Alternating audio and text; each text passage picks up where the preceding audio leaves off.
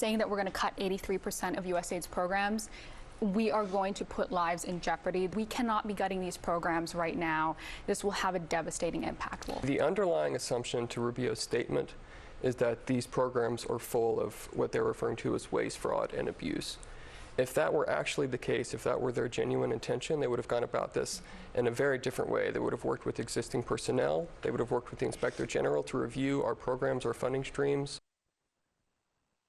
Le secrétaire d'État américain Marco Rubio a annoncé dans une publication sur X aujourd'hui que 83 des programmes de l'Agence de développement USAID ont été supprimés. Ce ne sont plus les 100 mais 83 ce qui est extrêmement grave quand même. Il écrit « Les 5200 contrats désormais annulés ont dépensé des dizaines de milliards de dollars d'une manière qui n'a pas servi aux intérêts nationaux fondamentaux des États-Unis. En consultation avec le Congrès, nous avons l'intention que les 18 restants des programmes que nous conservons, environ 1000, soient désormais administrés plus efficacement par le département d'État. Alors, quelles conséquences auront ces programmes supprimés sur l'aide humanitaire? Mon invité, la pédiatre au CHU Sainte-Justine et ancienne présidente de Médecins sans frontières de 2013 à 2019 et une amie de l'émission, Dr. Joanne Liu. Bonsoir. Bonsoir. Vous avez tellement été impliqué dans l'aide humanitaire pendant toutes ces années. Vous continuez d'aller sur le terrain régulièrement. Cette annonce de Marco Rubio disant que ces programmes-là, c'était de l'abus. On donnait des exemples, genre, très farfelus, là, du type, on envoie 50 millions de dollars de condoms à Gaza, ce qui était faux, à titre d'exemple. Alors, pour vous, votre réaction? Moi, mais j'étais atterrée par l'annonce parce que on connaît ce que USAID fait. Il est omniprésent dans toutes les crises. Et aujourd'hui, jusqu'à tout récemment, c'était le plus grand pays donateur dans les crises humanitaires. Donc, il représente 40 du budget dans l'aide humanitaire mondiale. Donc, vous imaginez que ça, c'est coupé tout d'un coup. Bien, c'est les gens qui vivent dans les crises au Soudan, au Yémen, en Syrie, en Ukraine, qui vont vraiment souffrir. Vous avez des exemples de programmes qui sont indispensables puis qui ont pu être coupés puis qu'on ne considère pas essentiels? Bien, par exemple, si on regarde ce qui se passe au Soudan, il y avait plus de 1100 cuisines pour des gens déplacés qui ont été fermées du jour au lendemain. Bien, donc, du coup, les gens ne peuvent plus avoir accès à de la nourriture.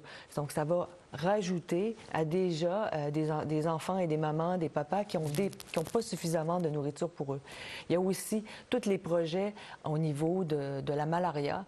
Il demeure que l'USAID distribuait pour 50 millions de mères et enfants des moustiquaires. On a réussi à diminuer de plus de 50 la mortalité de la malaria depuis le début de ce siècle-là. On va reculer. Et donc, c'est toutes ces avancées-là... Mourir de la malaria alors qu'on pourrait ne pas la prévenir, ouais. Exactement. Même chose pour le VIH aussi. Oui. Alors, le VIH, ça, c'est quand même extrêmement... moi, ça me choque parce qu'il demeure que le projet du président pour la lutte contre le VIH-Sida, qui était du président Fils Bush, a été une lutte pour le VIH-Sida qui a sauvé plus de 25 millions de vies avec 110 milliards de dons depuis 2003. C'est le projet omniprésent. Par exemple, en Côte d'Ivoire, 70 des antirétroviraux viennent du projet de PEPFAR. C'est énorme. Oui. Donc, qu'est-ce qu'ils vont faire? On ne le verra pas tout de suite, hein, l'impact de ça. Ça va être plutôt qu'une maman qui est enceinte, qui est positive, qui aurait eu droit à des antirétroviraux, pour empêcher la transmission à son enfant qui va venir, qui va naître dans quelques mois, n'aura plus accès à ça. On n'a pas encore la liste de tous ces programmes qui vont être abolis ou la minorité qui va demeurer. Cela dit, on a vu les employés avoir 15 minutes pour aller sortir leurs affaires de bureau. Bon. Et tout a été arrêté d'un coup. Mais redémarrer la machine aussi pour certains de ces projets-là. Des fois, déjà, on peut dire que ça a eu des conséquences dramatiques, délétères même, pour des populations. Absolument, parce qu'il y a des programmes qui ont fermé du jour au lendemain, qui ont mis la clé dans les centres de santé, notamment en Afrique. Il y a eu ça qui s'est passé, mais c'est aussi psychologiquement, c'est que ça donne vraiment de l'incertitude pour les patients et aussi pour les travailleurs. Oui. Et donc, ce qui est le plus inquiétant, c'est les vies perdues.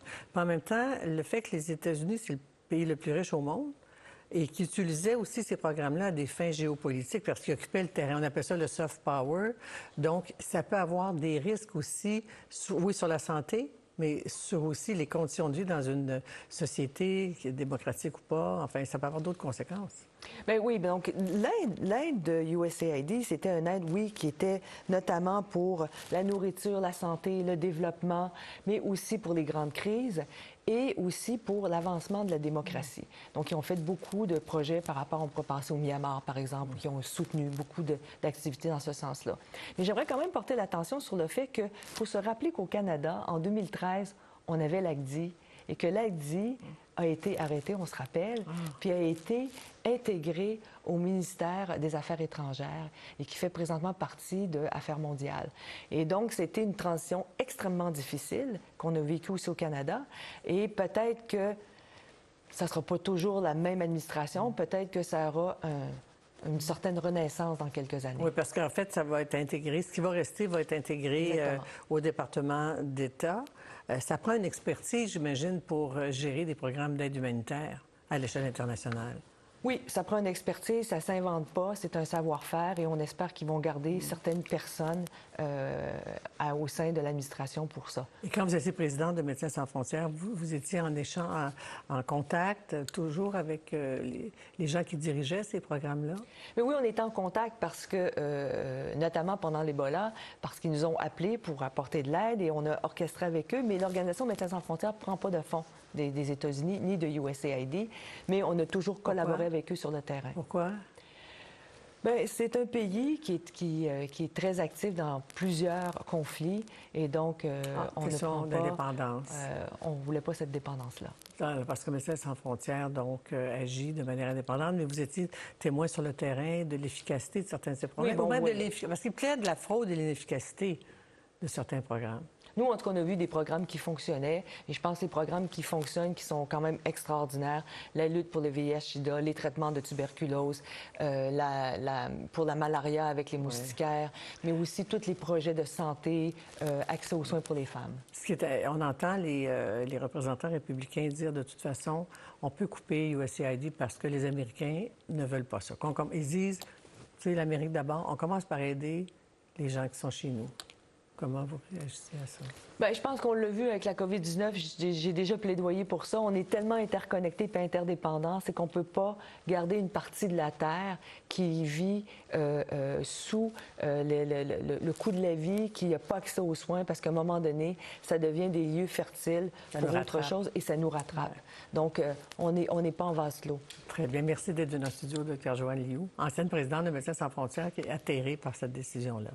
On va suivre l'évolution des choses, bien sûr. Merci.